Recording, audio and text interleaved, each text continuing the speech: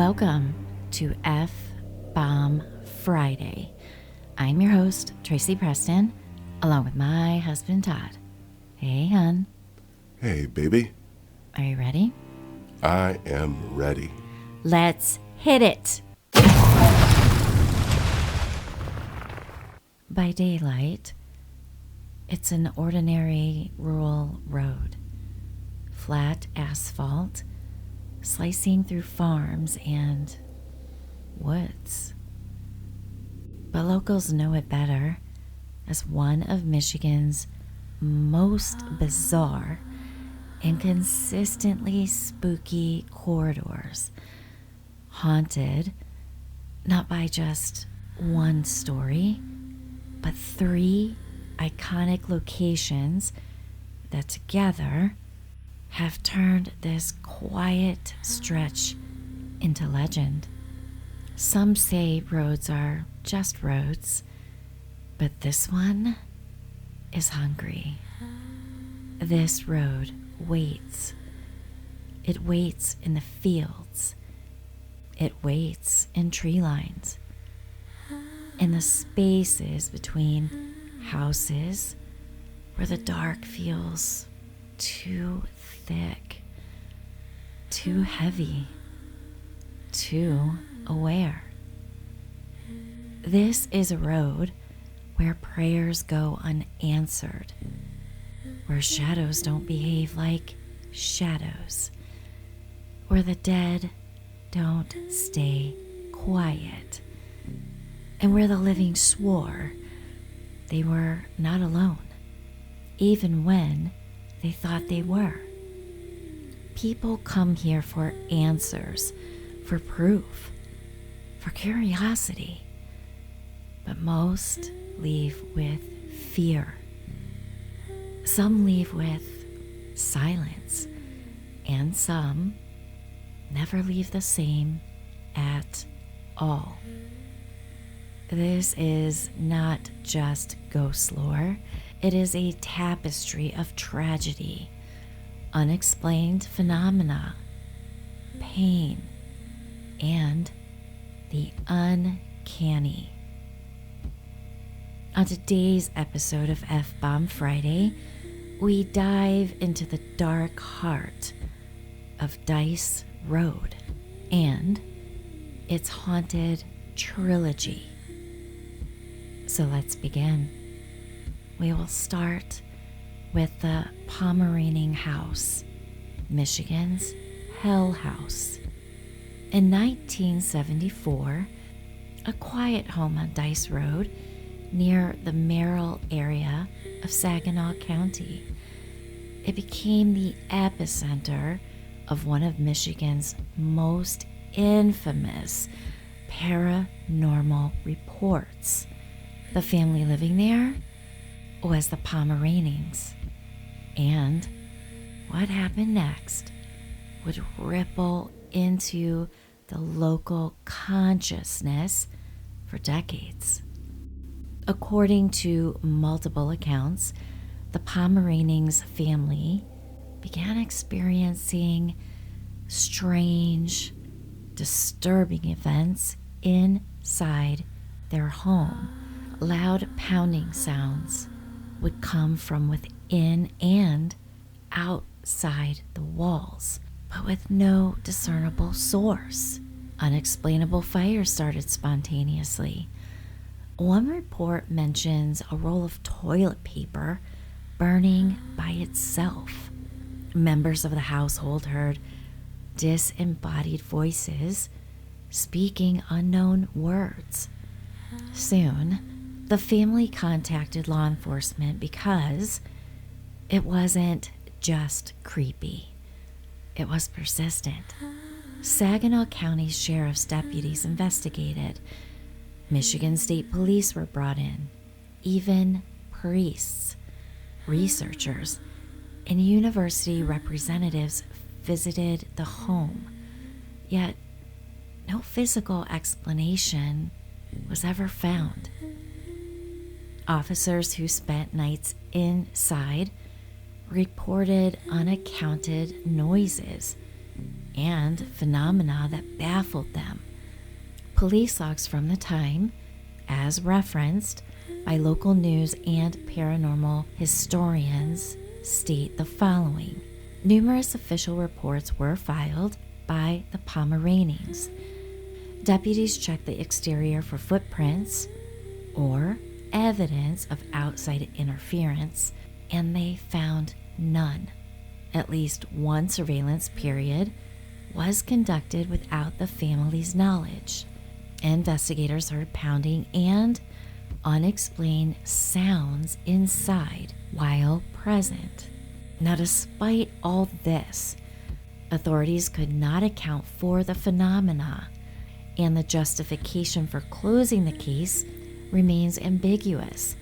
The event simply stopped when the family eventually moved out. Locals, however, they didn't forget. Over time, tales of the house's internal activity grew, including claims of shadow figures in windows, doors opening on their own, and that the very structure felt oppressive to anyone who stayed long. Some paranormal enthusiasts came to refer to it informally as the Michigan Hell House, because the events were so unnerving and unpredictable. Now, to this day, the location, although rebuilt since then, it stands vacant, with locals across generations counting stories of the house and its inexplicable disturbances. Next, we'll talk about the Dice Road Cemetery and the ghost of Anna Rhodes Millerton of 1830. Now, one of the oldest and most haunting elements of Dice Road lore centers on a graveyard and the spirit said to walk its surrounding woods. The Dice Road Cemetery in Richfield Township is known for sightings of a lady in white, a figure called Anna Rhodes or Anna Rhodes Millerton, who appears to roam near the cemetery at night. Now, here's what local tradition says. Anna was a young woman in the early 19th century. She married a man named Jonathan Millerton, who worked in the lumber trade. Jonathan left on a long voyage across the Great Lakes. While he was away, news came back incorrectly that his ship had sunk. Believing him dead, Anna became despondent. In 1830, deeply grief-stricken, Anna took her own life. Now, according to the most vivid version of the lore, she hung herself from the rafter of a shed near the back of the cemetery.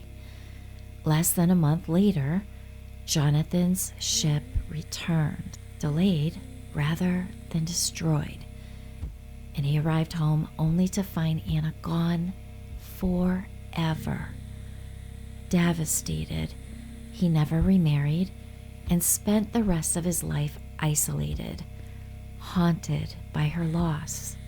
Because of the tragic misunderstanding and her youthful devotion, Anna is said to never have crossed over.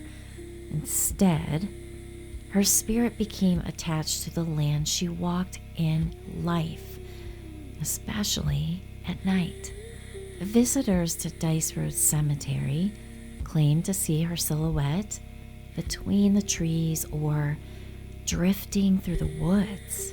Some say she appears in pale colors, translucent, sometimes described in light blue or pinkish hues, or wearing white, consistent with what many American lady in white hauntings report.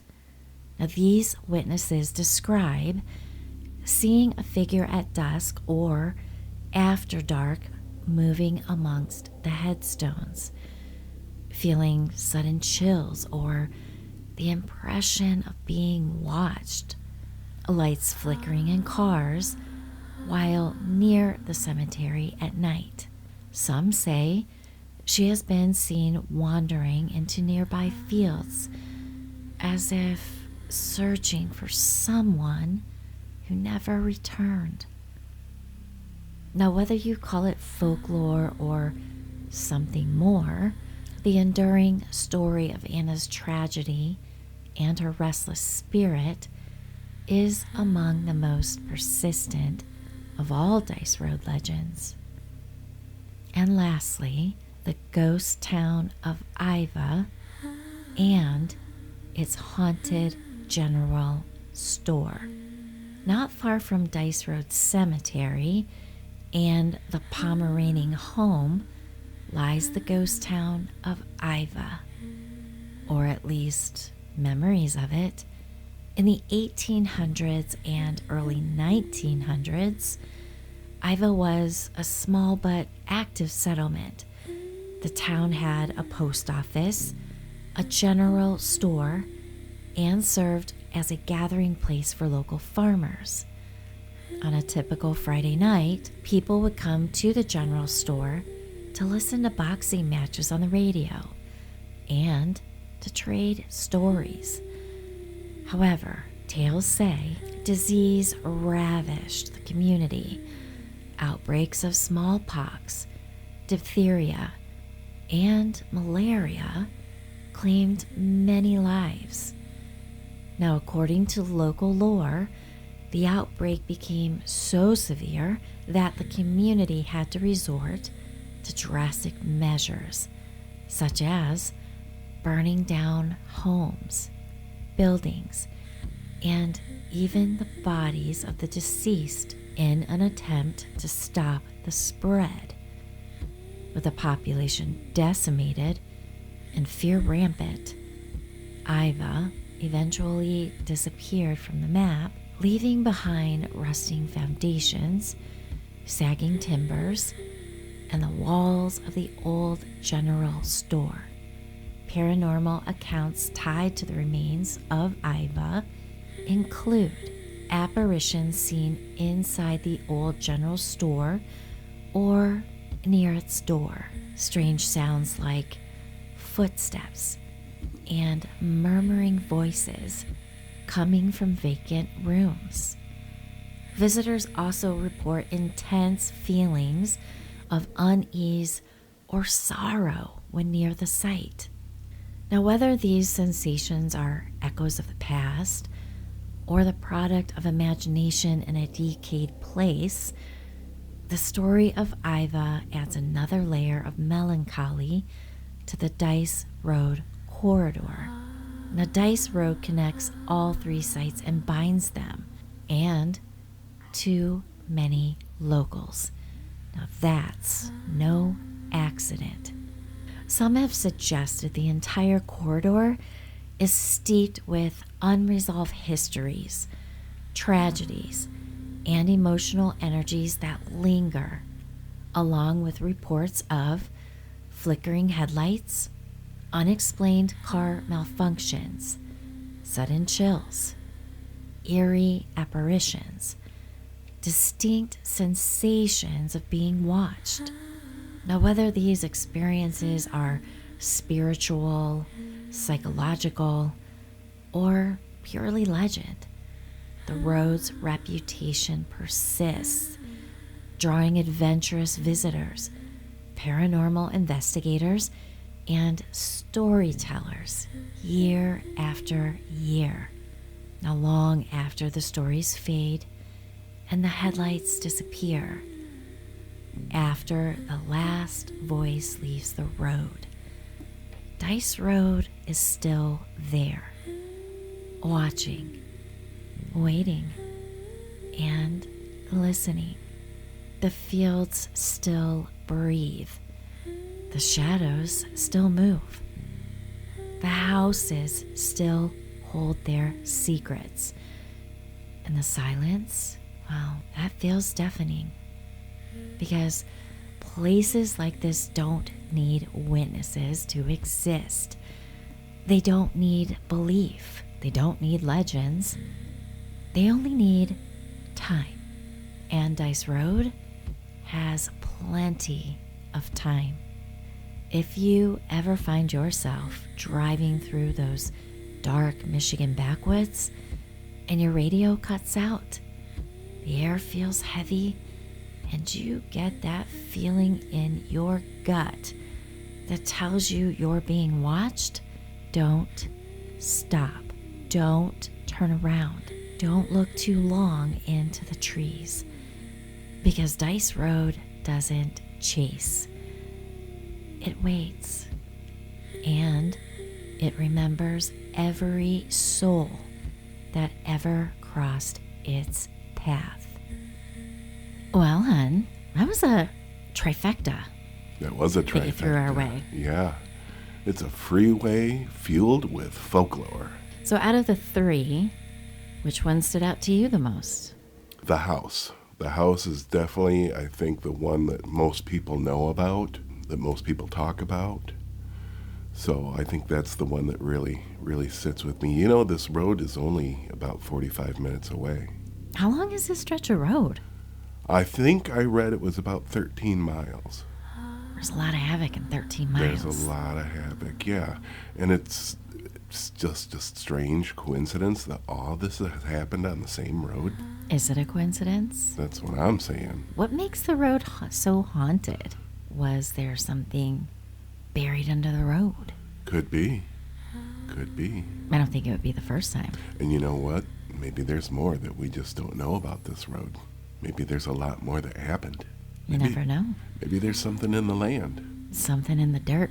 Something in the dirt that they paved over, but will remain to be heard. Well, what about maybe an ancient Native American burial ground? It's very possible. I mean, it's all over in Michigan. Chances are you're on Native burial ground right now. I hope not. Well, the Dice Road Cemetery, that one resonated, I think, more with me. Yeah. Yeah, and I just couldn't imagine being told that your husband, who left, that his ship sank, and you're so distraught that you killed yourself. Yeah.